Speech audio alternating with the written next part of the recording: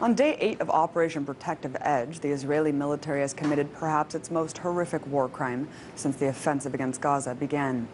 This morning, devastating news broke of the IDF's intentional shelling of a beach that targeted 4 children aged 9 to 11. The tragedy comes as the death toll in Gaza surpasses 200, at least 39 of which are children, according to the Wall Street Journal. And according to Gaza's Ministry of Health, over 1,500 Palestinians have been injured. But of course, if you ask U.S. officials about the latest beach massacre, it's Hamas's fault these children are dead. As an NBC reporter tweeted, the U.S. State Department says that ultimately Hamas is responsible for the 4 boys dead in Gaza shelling because they didn't agree to the ceasefire proposed by Egypt. You know, it takes a certain kind of willful blindness to continue to blame Hamas every time Israel kills kids. Earlier, I spoke to journalist Harry Fear, who was only meters away from that shelling this morning and who's been living in the occupied territory off and on for 2 years. In fact, right after the interview was conducted, a bomb went off right next door to where Harry was. He and the film crew are unharmed. Now, considering that the Israeli government alerts Palestinians shortly before bombing them, either with leaflets or preemptive explosions, many people don't realize why Gazans can't simply flee the impending attacks. And I started by asking Harry to explain why this is the case. Since 2007, Gaza has been under a crippling policy of besiegement. There are 2 main civilian crossings, the Erez crossing into Israel and the Rafah crossing into Egypt. And at the moment, Palestinians can't just leave from either. Hundreds of Palestinians that have, well, are lucky enough to have dual citizenship, to have passports other than just a Palestinian passport, have been able to evacuate since this escalation began. But the other almost 9 million Palestinians here are literally imprisoned in a tiny strip of land that's just basically 40 kilometers in length. There was just a horrific shelling, of course, on the beach in Gaza today where it seems only children were targeted. There were no Hamas targets there on that beach. What's your response to the Israeli government's rhetoric that says it's only targeting Hamas affiliates? Well, this strike on the 4 children took place just next to my hotel room. And for me, I'm appalled personally and personally shocked and frustrated by this tragedy. I mean, it's disgusting. The killing of these children is unacceptable, and Israel shouldn't be using force when such casualties are going to be made. The children are playing on the beach. Sure, during the night, it's known that militants go into that area, but during the day, I was there, literally 30 meters away from where the children was killed, only 3 hours before they were there. Now, the key here, Abby, is that if I had been there while the children were there, Israel would not have fired. But because there was no international there, Palestinians are easy blood. And so it doesn't matter what Palestinian collateral damage is caused for Israel. And so it fired some kind of Navy shell just at the marina, which killed these boys on the beach. It's horrific, Harry. Do you think that the international community will treat this as the war crime it is? No, especially where you are in the USA, of course not. And it's impossible really to imagine a situation in which the European countries will behave integriously in their foreign policy and condemn this and react to it diplomatically. I mean, why is Israel not being made to pay the price diplomatically for these kinds of prima facie war crimes?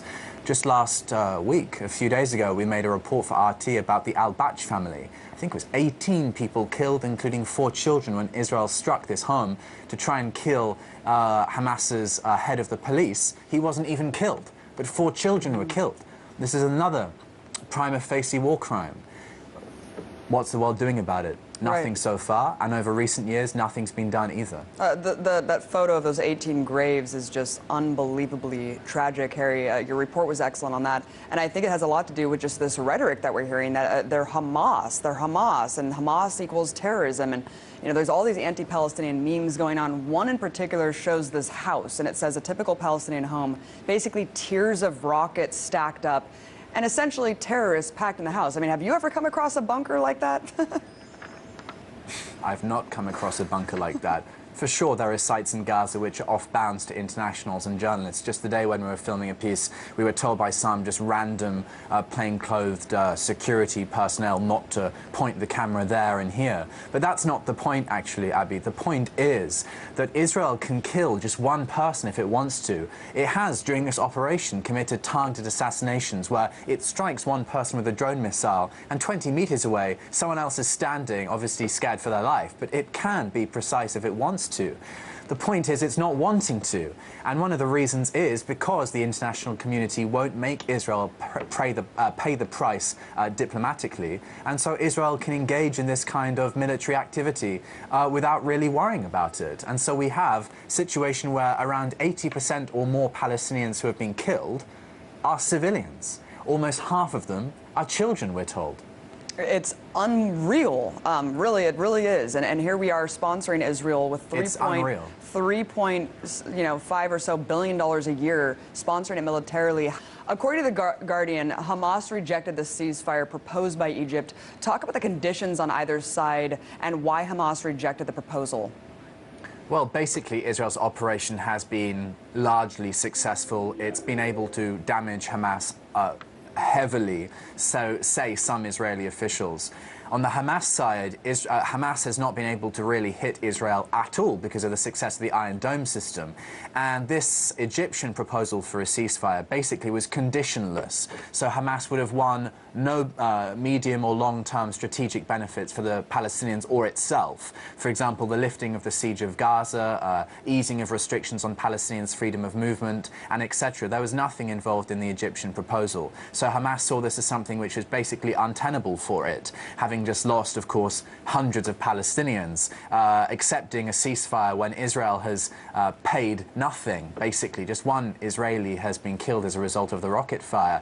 Hamas sees that as unacceptable. And so we have this, I mean, humanistically speaking, perverse situation where the ceasefire was rejected from the side which is being massacred for these kind of long-term strategic vision, so to speak. Yeah, right. Hamas wasn't involved in the process, as I understand it, kind of won over the head of which is the democratically elected leadership in part of Gaza, which is another thing people don't really realize. Let's talk about the ground assault, because IDF senior officials are saying that that likelihood's very high of a full-blown ground invasion of army-less Gaza. What could that mean for the residents there? We have about a minute left. Well, honestly, Abby, this time I think it's much more probable to have a ground invasion. Certainly in the Israeli political sphere, there's been much more noise about a ground invasion, much more explicit statements if we compare this war to the previous war in November 2012. So I think the chances are much higher. Even the United Nations here has said that it fears that Israel will commit a ground invasion of some kind as this continues. And just today, at least 4 Palestinian children were killed. Tonight, of course, rockets will be fiercely fired into Israel. Israel will fiercely respond. There's no sign that this is going away anytime soon. There's no military solution. Harry, thanks for being on the ground, risking your life to document the truth. Really appreciate you coming on. Harry Fear, journalist, documentary filmmaker.